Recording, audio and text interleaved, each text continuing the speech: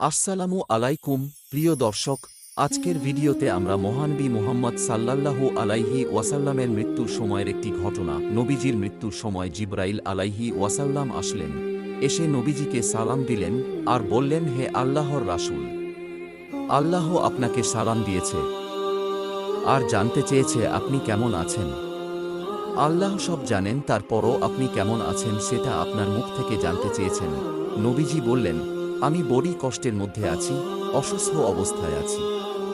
তখন জিবরাইল বললেন, ইয়া রাসূলুল্লাহ, আমার সাথে আজ একজন নতুন ফেরেশতা এসেছে, যে ফেরেশতা কোন মানুষের কাছে আসার জন্য কোনদিন অনুমতি চায় নাই আর কোনদিন অনুমতি চাইবেও না, শুধু আপনার অনুমতি চায় আপনার কাছে আসার জন্য।